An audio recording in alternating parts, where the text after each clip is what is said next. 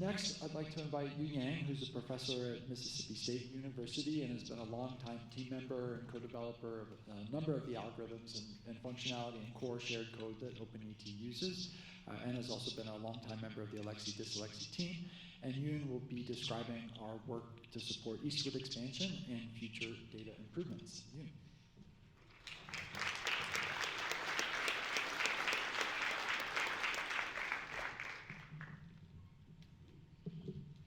Thank you, Forrest. Thank you, everyone. So today I will talk about some of the future data advancements that you will see in the future. So hope that is exciting enough for you to start. If you didn't subscribe to OpenET yet, that's something kind of like motivate you to subscribe to it.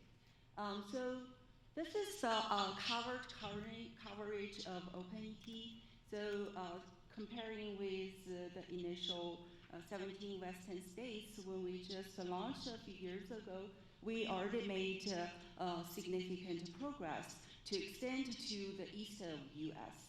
So we are, as the whole team, we are actively making a lot of effort strategically to continue to think, to plan the expansion to the east of U.S. and to enhance the coverage for the OpenET data. So other than the coverage, another thing that our group is working on is we want to hand the ET data to the users as soon as after we get a satellite observation. So now we use the Landsat 8 and Landsat 9 data. So for both of the data, after these satellites fly over your site, after just a few hours, you will get a kind of like raw image. But for a scientific effort to use it in the ET model, we need to wait a more longer pre-process steps to get the raw data, that signal from top of atmosphere to the land surface signal. So that way we can use that land surface observation to feed into our ET model. And one of the key input is the land surface temperature observation. So now for Landsat 9, for the more processed data, we should be able to get it 2 or 3 days after the observation, which is pretty good. But for Landsat 8, because of the sensor, it normally requires about 16 to 20 days to finish the process, and then we can use that data to feed into our model. So that way, when the user needs the information for near real-time irrigation decision, for Landsat 9, it's pretty good, but for Landsat 8, there is a long latency between the satellite observation and the way the stage that we are ready to use it to produce ET. So our effort on this part of work is we developed this machine learning method on Google Earth Engine. So instead of waiting 16 to 20 days for this processed land surface information to feed into our ET model, we use this on-the-fly machine learning method and use the raw data we can get a few hours after the observation, and also a lot of meteorological data, the digital elevation data that are already on Google Earth Engine, and comparing with the USGS standard land surface temperature, we train the random forest model. And with that model, we can estimate the land surface temperature, use that raw data. So this way, we can really shorten the time for the near real-time irrigation effort.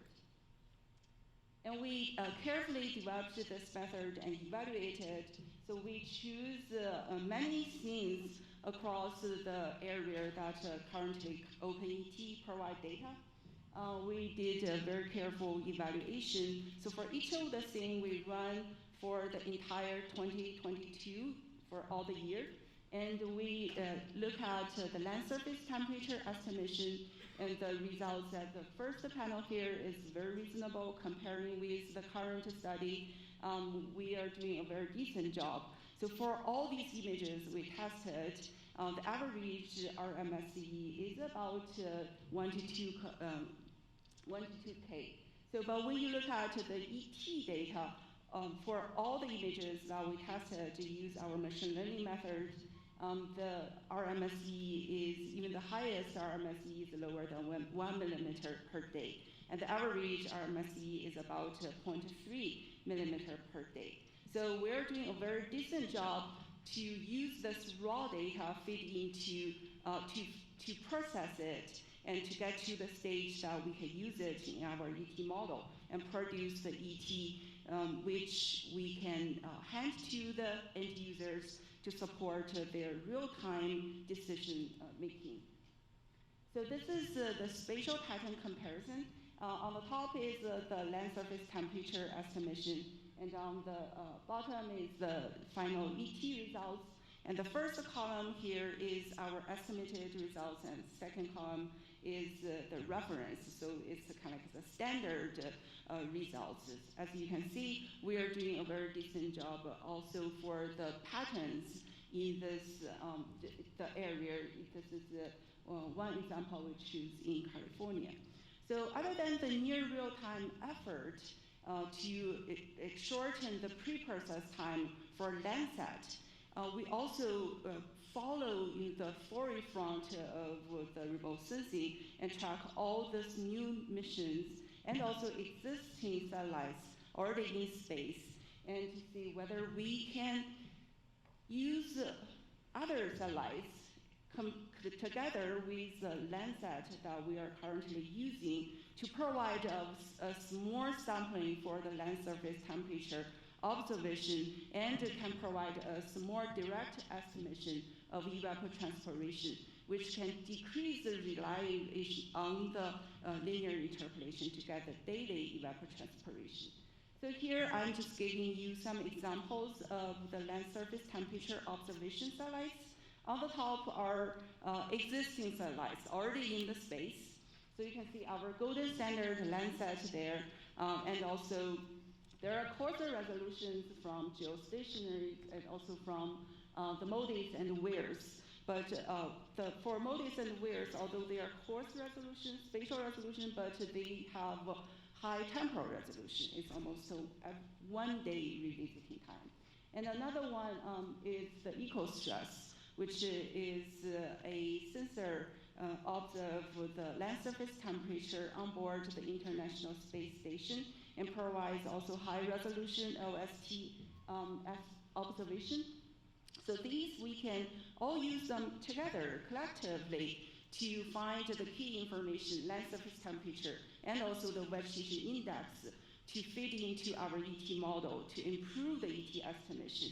And the second row here, they are the future satellites that they are in planning. Some of them will be launched later this year, and some of them they will be launched in the next few years. So this hard work can help us to be also ready for all these future missions and to be ready to integrate these data into the OpenET system to improve the ET estimation. So I'll give you some examples. Just go one back. Okay, so I'll give you some examples of how we do this from multi-satellite. So here are 3 examples. The Landsat, which is what we are currently using for OpenET. Another one is eco-stress, which is the thermal-only observation on the International Space Station, and also the WIRS. WIRS is a relatively coarse spatial resolution. It's about 375 meter, comparing with the OpenET 30 meter data. So it's relatively coarse, but it's everyday revisiting. So as you can see, the second column, the picture there, these are the native land surface temperature observation. They do come with very different spatial resolution. So to use them in this, the OpenET system, we first need to make this spatial resolution consistent. And the way we do it is we use a data mining sharpener method with also a machine learning method based on the thermal observation, which is relatively coarser resolution, link that with the finer resolution surface reflectance data to sharpen the land surface temperature data to get the 30 meter, which we can directly use in the OpenET system. So we already demonstrated these multi-satellite data fusion methods. Martha was leading this effort over the 1 year in California. So we can see for these 3 different sensors, EcoStress, WIRS, and Landsat, the second column is their native land surface temperature observation, which you can see they are very different from coarse to finer spatial resolution. And the third column is after we apply the DMS method is the 30-meter resolution. So then we use the 30-meter resolution to fit into the ET model to get a 30-meter ET estimation. So this way, instead of waiting the Landsat come back every 16 days, like 2 Landsat is every 8 days, between these 8 days, we can use these other satellite information to fit into that gap to improve our ET sampling and to improve the frequency. So this can decrease the reliance of the interpolation between relatively longer days. We have also implemented this data mining sharpener method into Google Earth Engine under the OpenET system. So this is an example showing you on the top is a Landsat, which is what we're currently using, and on the bottom is an example from EcoStress. So although EcoStress, the data is not on the Google Earth Engine yet, but we are already prepared. The method is already there and developed. Once the data is on the Google Earth Engine, we are ready to use it to get this ET estimation. So in the future, when we think about all these different satellites, ideally it would expect the OpenET include a lot more land surface temperature observations. They are coming from, of course, Landsat, from EcoStress, and also Sentinel data from European, and also the WIRS data that we also talked with the relatively high coarse spatial resolution.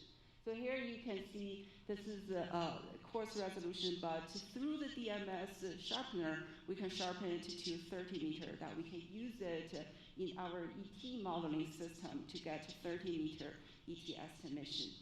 So considering all this, what we are doing is we are integrating multi-satellite data into the OpenET system. And while we are learning from this process, we can also provide suggestions and recommendations to the future land surface temperature observation missions. For example, here the Landsat Next and Trishna LSTM from European, and also the commercial satellite like Hydrosat.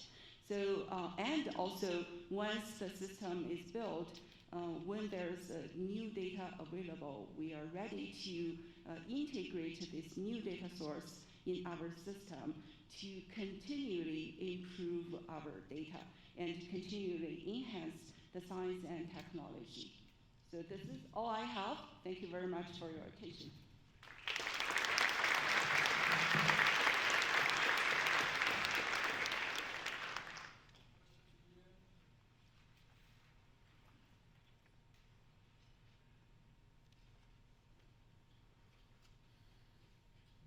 This is really exciting in terms of improvement in the time step availability for the ET data.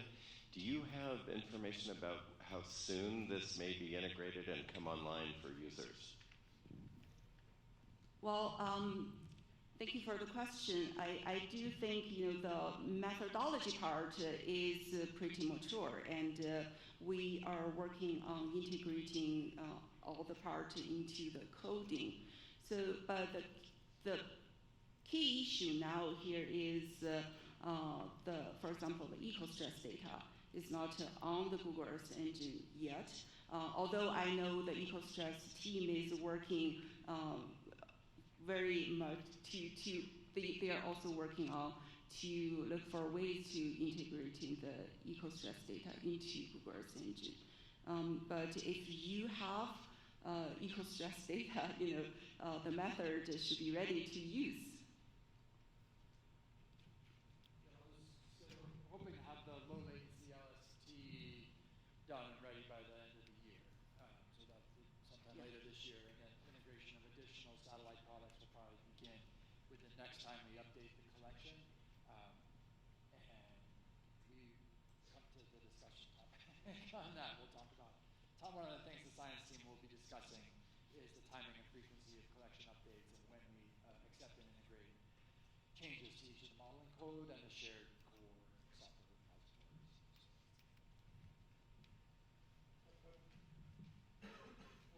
repositories. Will the move to OpenTopo provide any added resolution of the ground surface to the ET open model?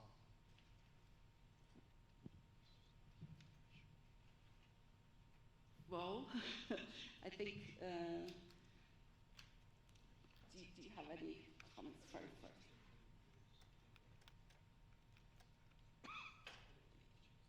Yeah, well, although there are also actually, there's a work from Will for the 10 meter, and also we have, in my group, we are using Plenary data to get 30 meter to 3 meter, but that's really a work ongoing, so I don't want to see it too soon now. But for now, we'll keep 30 meter, but stay tuned. It's possible that we will have high resolution in the future. Quick question on Europe. I know they have some new satellites with higher resolution, higher frequency. Is there any interaction with the European research community coming out of IST programs, and if not, happy to make an introduction? Yeah, so for the European agencies, they do have a few new satellites there in plan. So I attended some of their workshops to build this connection, and also I think later we can bring in their opinion to help us further refine the integration process.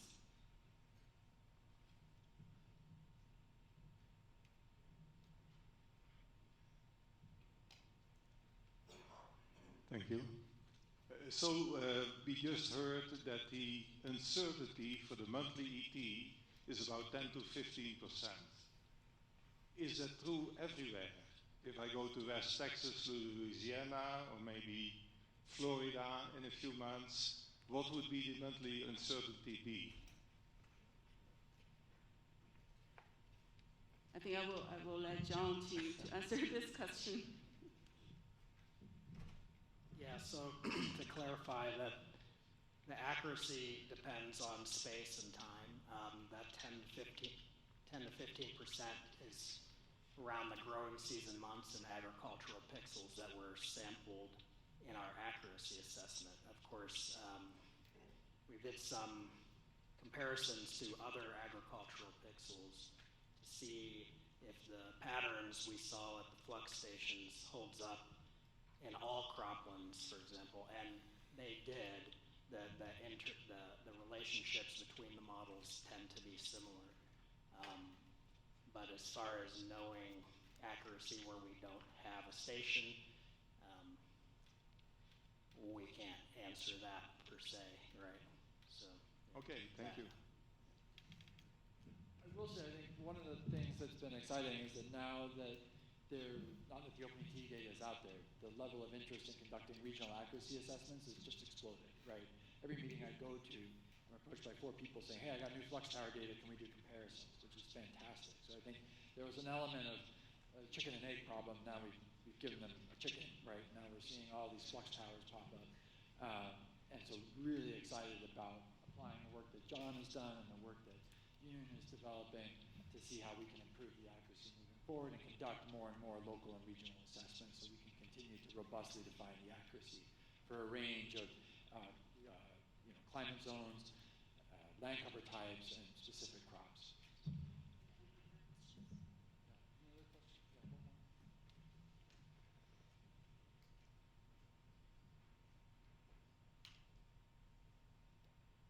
Thanks, great presentations. I'm Kathy Boomer with the Foundation for Food and Agriculture Research. We fund research, and so I can't resist asking with these ensemble modeling approaches. I think I understand that in some areas you see greater variability in the model predictions. Can you share your insights regarding what kind of the underlying drivers, the underlying assumptions might be to explain that variability?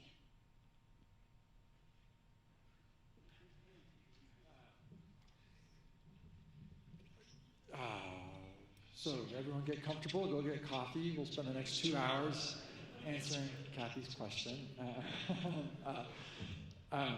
Yeah, so we've tried to, especially in the documentation, try to lay out some of the assumptions, right? John flagged that SIMS is high, right? That's because it was developed primarily to support irrigation scheduling and management. So it's assuming well-watered conditions, given the amount of satellite observed, the vegetation condition and density. Some of the models use coarser scale, like Alexi-Disalexi starts with the Alexi product, a coarser scale ET using geostationary products to compute that ET at global, at a coarser spatial resolution, but at continental to global scales, and then downscales it using Landsat. Some of the other models like EE-metric and GE-CBAL look for those hot and cold pixels to help calibrate each image and calculate ET, and then there's also some differences in the meteorological inputs for BTJPL and GE-CBAL. So we know what some of the fundamental differences are, and then we're working on trying to identify the strengths and weaknesses of each of the different approaches, and then also continue to work towards continually improving that ensemble ET value. So I think that what I really want to underscore about Yoon's presentation is that the accuracy assessment that John led and published is our starting point, right? And as we continue to integrate new satellite data products, is the work that AJ Purdy is leading to understand how potential biases in the reference ET data can feed into OpenET and where we may be able to improve those biases. As that work advances, we'll continue to improve the accuracy and, building on John's work, continue to be as transparent and clear as we can about the accuracies and to make sure that our user community, all of you, understand those limitations as you're developing applications. And we are committed to continue to improve them in the coming years and decades. So with that, I know we're almost at time. I do want to make one last acknowledgement, or a couple last acknowledgements. Charles Morton, so everything you've seen here that we're talking about is anchored on the GitHub repositories where all of the OpenET software sits. And Charles Morton has done such an incredible job of riding herd on that and keeping all of it organized, managing it, being a very fair and diplomatic umpire about when we check things in and when we produce updates. So I really want to acknowledge Charles for just a lot of hard and thoughtful work to make all of this possible.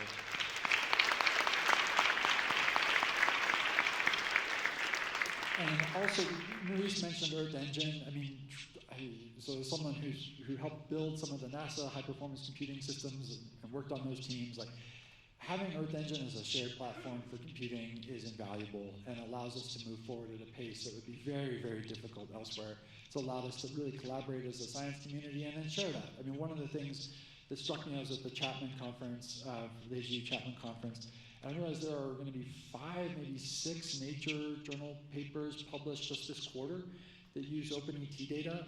I only knew about 2 of them, right?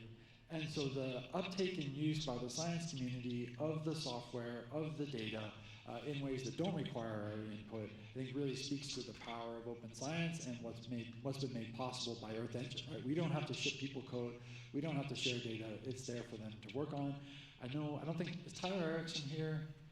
He was one of the key drivers to help us get OpenET started. I know Karen and Brady are here. Can you guys stand up just to say, I want to say thank you to both of you and to the Earth Engine team for all the support and assistance. So if you have questions about other things, you can talk to them. Okay, now, what all of us on the team care about is what's coming next. And we are so excited to hear from all of you. I believe that finding ways to improve our water management, make it more sustainable, while also sustaining our agricultural production systems across the West is probably the most important challenge facing us in the coming decades. And each of you is an essential and integral piece of solving that problem.